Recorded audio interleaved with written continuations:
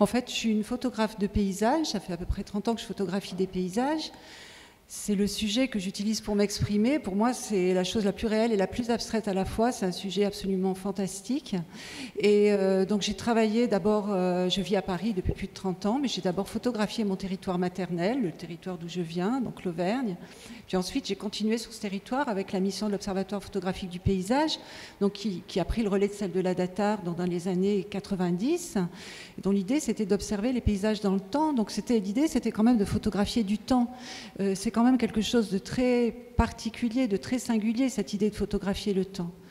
Et pour moi, ça a été quelque chose de très important, qui a beaucoup structuré mon travail. Et parallèlement à ces photos que je venais, parce que je l'ai fait, cette mission, je l'ai réalisée pendant de nombreuses années, pendant 7 ans, puis je suis revenue ensuite plusieurs années plus tard, etc. Donc pendant ces 7 ans, je revenais régulièrement tous les ans sur des lieux en Auvergne. Et puis, je partais loin dans d'autres territoires, notamment au Moyen-Orient, en Afrique, en Asie, dans d'autres cultures que la mienne, où je m'intéressais aux villes, aux grandes mégapoles, au désert. Donc je faisais un travail dans un mouvement entre des pays lointains et ces lieux fixes, ces paysages fixes que je revenais photographier. Donc j'avais eu envie de vous montrer mon appareil photo. C'est un moyen format, un Pentax 6.7. Donc, vous voyez, j'ai enlevé le prisme dessus pour vous montrer qu'il y a un dépoli quadrillé. Le travail d'observatoire du paysage, d'observation, de refotographier une photographie ou refotographier un paysage, c'est quelque chose de très technique. Et donc, ça demande un outil qui a une grille, un dépoli quadrillé dans le viseur. Et cette grille, je l'avais reproduite sur un transparent à l'échelle d'un tirage 24-30. Donc tous les paysages que j'avais photographiés, je les avais en photo avec cette grille dessus et cet outil dans mon viseur qui me permettait de reproduire les photos que j'avais faites. Donc j'avais envie de vous en parler parce que c'est quand même une méthodologie de reproduire des paysages. Donc ici, c'est une image, cette mission d'observatoire photographique du paysage, je l'ai réalisée en Auvergne sur le parc du Livradois-Forez, le parc naturel régional du Livradois-Forez. Donc c'est une région où il y avait des problématiques à cibler, dont la gestion de la forêt privée, les sites remarquables, etc. Donc j'avais des choses à montrer dans mes images, mais en l'occurrence, j'ai fait un travail très personnel aussi. Donc vous voyez, pour vous montrer, la première a été faite en 97, je crois, la seconde en 99. Celle-ci en 2000. J'ai voulu vous montrer ces photos aussi pour vous montrer que, en fait, ce qui m'intéressait aussi dans la reconduction, c'était de photographier des permanences. L'idée de l'observatoire, c'est de photographier du temps, avec l'idée de voir comment évoluent les paysages, donc de montrer un peu, de cibler les différences, qu'est-ce qui se passe d'une année à l'autre. Et en fait, les publications qui ont été faites de ces observatoires, c'était un peu comme le jeu des 7 erreurs, de montrer l'avant, l'après, on cherchait qu'est-ce qui avait changé. Et en fait, dans ce que j'ai fait, moi j'ai voulu montrer vraiment les permanences, et en fait, je me suis acharnée à photographier non pas le paysage, mais l'image. Donc c'est pour ça que ce travail est relativement abstrait, c'est devenu une abstraction. J'ai photographié quelque chose finalement qui ne bouge pas. Donc la temporalité dans laquelle je me suis installée, elle est vraiment très particulière. Cette notion du temps, je l'ai cherchée, j'ai voulu montrer quelque chose de l'ordre de la fixité, fabriquer une œuvre abstraite en fait. Dans cette série d'images qui s'appelle La Vallée des Usines, c'est à Thiers, dans le Puy-de-Dôme. En fait, la dernière image en bas où il y a de la neige, les usines ont été détruites, donc c'est la seule image où il y a quelque chose, un changement très radical, mais finalement on ne l'aperçoit même pas dans la masse des images. Donc ici c'est la première publication de l'Observatoire où on voit une série de mes photos. Je l'ai choisi parce que vous voyez, on voit très bien que j'ai cherché à refotographier la même image parce que cette ombre très portée du bois qui est derrière moi, cette lumière très crue au fond, ça fabrique une image. En fait, la deuxième image et la troisième de cette colonne sont faites à la même année. En fait, c'est la troisième image que j'ai gardée, non pas la deuxième, que je vous montre ici, même si elle est très belle. C'est-à-dire que l'ombre, pour moi, n'était pas assez forte. Je suis revenue pour chercher cette image où l'ombre était très forte, où je retrouvais vraiment cette même lumière. C'était un travail un peu un peu risqué, un peu fou, mais j'ai vraiment construit cet observatoire hein, avec cette idée de photographier du temps. Voilà, et en construisant, parce qu'il y a aussi, j'écris à côté des photos, donc il y a tout un récit qui accompagne ce travail. Je l'ai réuni dans un livre qui a une tranche de 20 cm, donc j'ai aussi publié du temps. Ça, c'est un exemplaire unique, mais il a été en facsimilé en 450 textes, voilà. Donc voilà, pour vous dire que ce temps, je l'ai réuni aussi, je l'ai rassemblé dans un livre d'artistes, qui fait partie maintenant de la collection du musée Niepce à Chalon-sur-Saône, le musée d'histoire de la photo. Voilà quelques pages de cet ouvrage. Donc pour moi aussi, photographier des paysages, s'installer dans le temps. Je suis vraiment une photographe de terrain, donc je prends du temps, je reviens, je m'installe dans la durée. Mais aller jusqu'au bout pour témoigner de ce que j'ai fait, c'est vraiment aller jusqu'au livre ou jusqu'au film. En tout cas, c'est rassembler le temps. Donc ça, c'est une vue de l'exposition à la Bibliothèque nationale de France, Paysages français, qui a présenté... les différentes missions liées au paysage, c'était en 2017. Donc ça, c'est une vue de mes photos, donc vous reconnaissez celle du milieu. Voilà, il y a... Et donc ça, c'est la première fois que je l'ai montré dans un format relativement grand. C'est une chose, c'est un projet que j'ai en préparation avec le musée Niepce d'ici 3-4 ans, de revenir sur toutes mes archives françaises, parce qu'on connaît plus mes travaux réalisés au Moyen-Orient que ceux que j'ai réalisés en France et qui pour moi sont très importants. Ici, on part ailleurs. Alors, on part au Moyen-Orient, parce que dans tout ce parcours que j'ai pendant 30 ans dans différentes régions du monde, il a fallu que je fasse un choix pour vous montrer des images ici. Donc, j'ai choisi l'observatoire ici. Cet observatoire, cette méthodologie, en fait, de photographier les paysages, je l'ai déplacé au Proche-Orient, au moment de la construction du mur de séparation, en fait, parce que là-bas, ça avait tout son sens d'observer la transformation, les bouleversements d'un paysage au moment de la construction du mur. Je connaissais bien la région, j'avais commencé à travailler là-bas en 99, et à cette époque, je me suis mis à faire des relevés de terrain, donc autour de Jérusalem, dans toute la région. Donc voilà, vous avez ici une illustration de ce travail, c'est très parlant. Donc vous voyez, là je suis dans la banlieue de Jérusalem, aux environs de Jérusalem. Et donc la première image, je crois que je l'ai faite, celle-ci c'est en 2006, la seconde en 2007. Mais ce travail, je l'ai fait pendant 4 ans, donc j'ai des archives de ces paysages entre 2004, avant la construction du mur, jusqu'à la fermeture. Donc c'est une méthode aussi pour témoigner. Ici, toujours ce même travail, mais ma photographie, à ce moment-là, elle s'est complètement transformée. Mes paysages sont devenus des panoramas. En fait, pourquoi ? Parce qu'en fait, la photo, pour moi, c'est vraiment un acte, c'est quelque chose de très physique. On y va, on fait du terrain, on y va physiquement.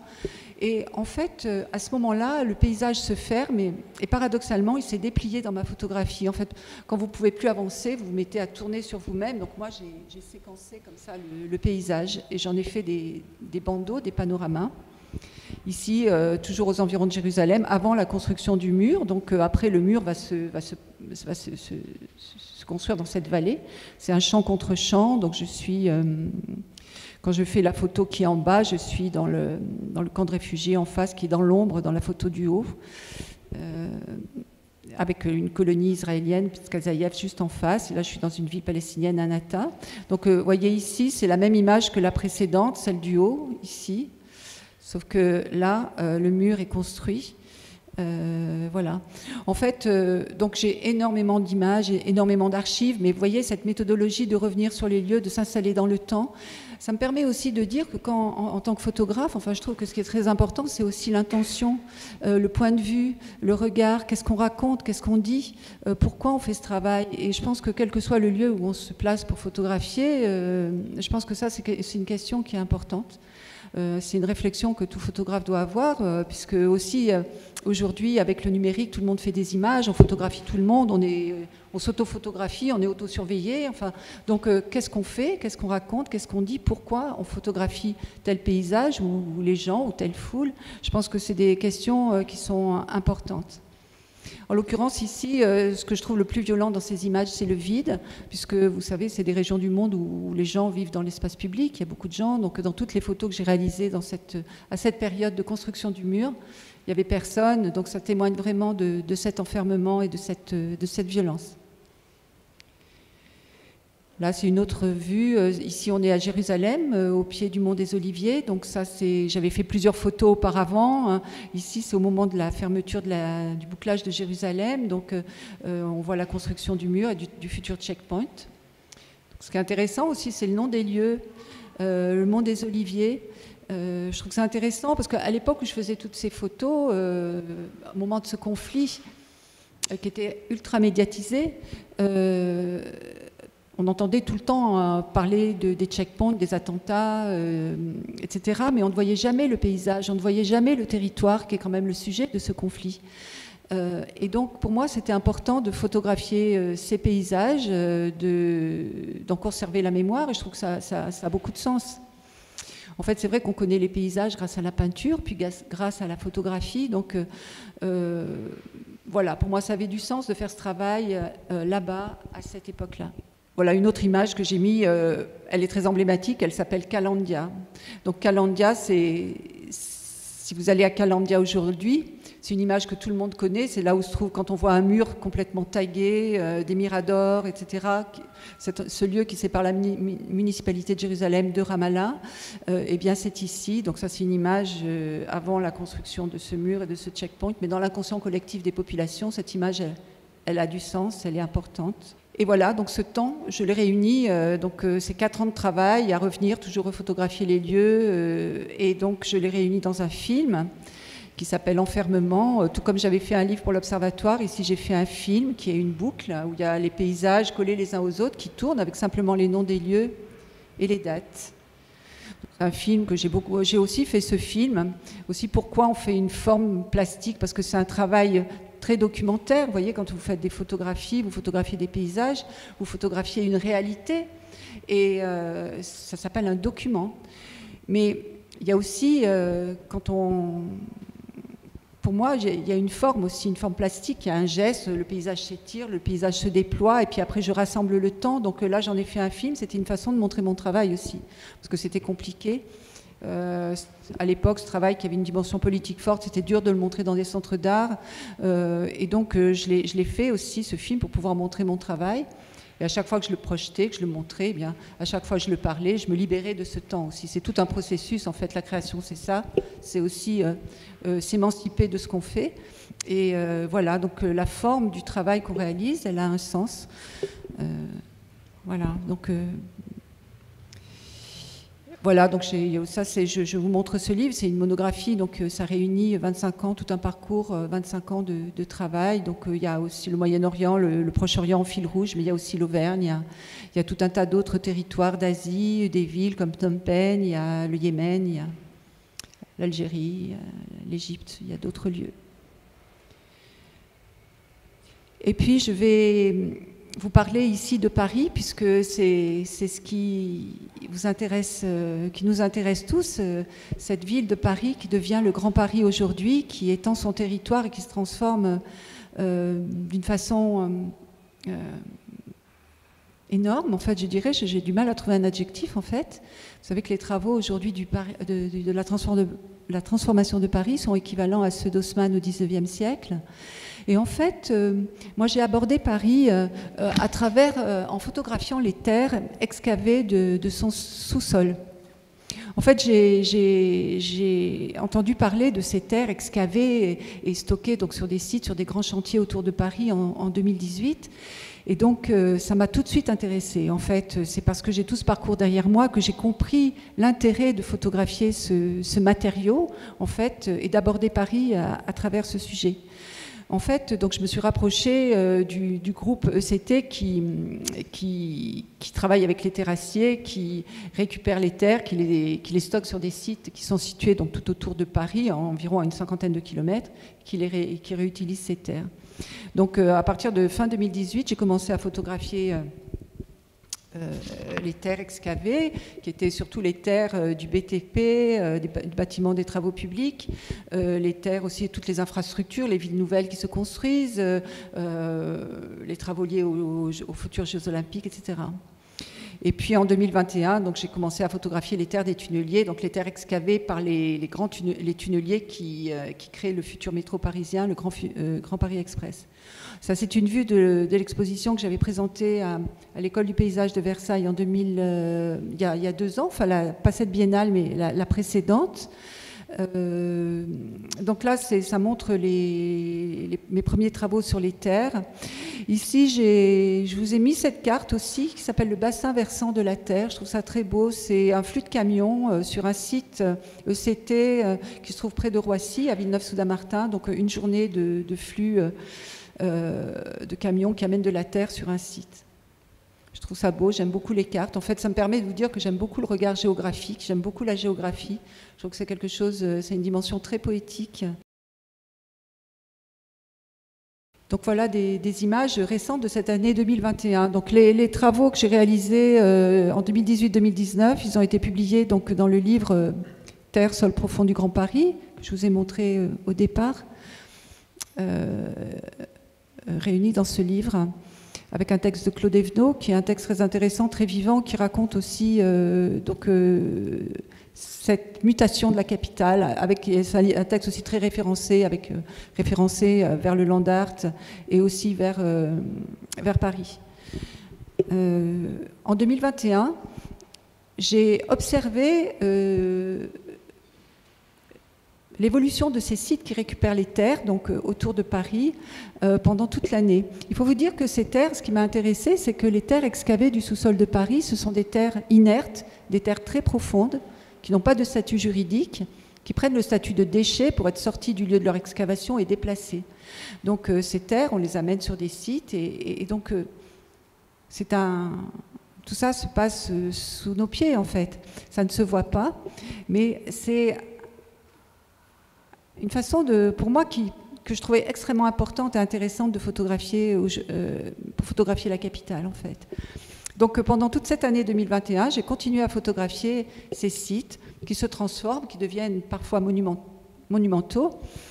Ici, j'ai choisi de vous montrer les photos d'un seul site parce qu'il faut vous dire que tout ce travail prend la forme de planches.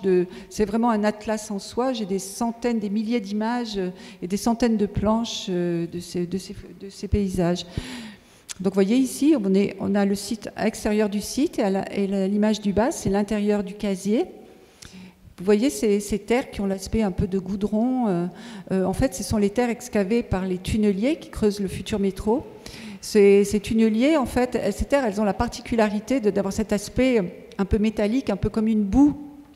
Mais en fait, il n'y a pas du tout d'eau. Il n'y a pas du tout d'eau, simplement, les molécules de terre sont cassées par les tunneliers. Donc, c'est ce qui donne cet aspect boueux. D'ailleurs, les gens qui travaillent sur les chantiers l'appellent la boue.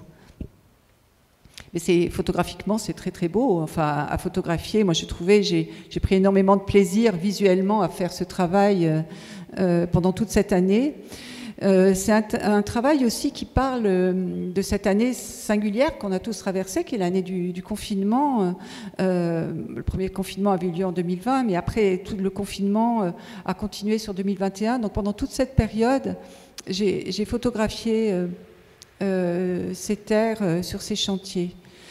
Donc ce travail aussi, il témoigne de cette période d'enfermement aussi, et ici. Donc vous voyez, on est aussi à la fois à nouveau dans un temps contraint, dans un temps particulier, un temps à la fois figé par le confinement, mais à la fois ce que j'ai photographié ici, c'est la transformation même d'un paysage. C'était plus le fait de revenir toujours sur un lieu qui me permettait de montrer l'évolution, mais là, c'était vraiment la transformation même que je photographiais. Et en fait, ce qui était très singulier aussi pendant que je faisais ce travail, c'est que j'étais, moi, dans une espèce de liberté, puisque j'avais la chance de pouvoir me déplacer. J'allais sur ces lieux qui sont des immenses déserts, c'était carrément des grands déserts urbains. Et je m'enfermais dedans parce que c'est des chantiers interdits au public, donc j'étais enfermée dans ces espaces, des fois je fermais à clé, et moi je déambulais dans ces espaces. Donc il y a aussi quelque chose de très paradoxal à nouveau dans l'image, puisque je suis dans un espace de liberté, mais un espace confiné. Il y a toujours ces choses qui m'intéressent beaucoup dans l'image, ce côté paradoxal de l'image. Donc vous voyez, là c'est d'autres photos de cette période, de ce même site. Ça, c'est la forme que prend mon travail aussi. Donc ça, c'est des planches. J'ai enlevé parce que mes planches, il y a aussi toujours les dates, les lieux, etc., la période. Mais je les expose aussi sous cette forme très atmosphérique. Je trouve que c'est très beau, ces ensembles d'images. Voilà une autre. Contrairement aux premières années, ce qui est réuni dans le livre, ici en 2021, j'ai changé d'optique. Donc au début, je travaillais plus avec un téléobjectif. Là, j'ai élargi le champ, j'ai élevé le regard. Je faisais vraiment du grand paysage. Ce que vous pouvez voir par rapport à mes photos du départ aussi, qui étaient toutes en argentique, avec un appareil photo argentique en noir et blanc. Ici, j'ai travaillé en couleur avec un appareil photo numérique. Pour moi, c'était intéressant d'utiliser cette qualité d'image. Vous savez que la photographie argentique, on travaille avec un film, c'est plus dans l'ordre d'une surface, comme une peau. Ici, le scan, on va vraiment scanner en profondeur, on va scanner un paysage. C'est pas du tout la même qualité d'image. Les images sont très belles en argentique ou en numérique, c'est pas la question, mais c'est vraiment une qualité d'image différente, une façon de fabriquer des images complètement différentes. Ici, c'est l'extérieur d'un site. Ici, j'ai travaillé beaucoup aussi les soirs de pleine lune, parce qu'il y a une grande clarté, au moment de tomber du jour aussi, ça donne des images très, très singulières. Ces terres, je les ai foulées aux pieds, j'ai marché dedans, j'ai éprouvé la transformation des sites, la transformation de la terre, le bascule des reliefs. Enfin, tout ça, c'est quelque chose que je peux raconter, d'ailleurs que j'ai très envie d'écrire, mais voilà, j'ai éprouvé beaucoup de choses. Donc ça, c'est une façon de montrer mon travail. Là, c'est tout de suite à Hambourg, à la Triennale de Hambourg. Enfin, c'est une partie de la façon de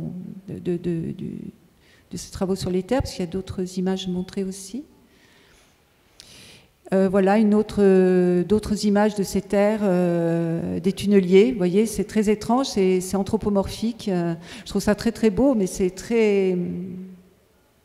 assez extraordinaire. Et tout ça a disparu, bien sûr. Tout ce que je montre, c'est quelque chose qui se transforme. En même temps que je le photographie, ça disparaît. Donc tout ça a disparu.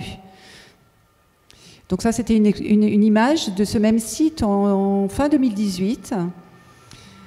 Et vous voyez, on est en dessous du niveau du sol, en fait. Et après, ça s'est rempli, ça a monté en altitude. Et vous voyez, de nouveaux casiers se forment. Là, on voit vraiment un avant-après. Enfin, c'est très parlant. La terre qui se déverse dans une construction en terre préfabriquée. Quelques temps plus tard, le même endroit qui se remplit. Voilà, et je reste sur cette dernière image voilà, que je trouve très belle et qui raconte tout ça. Voilà, merci.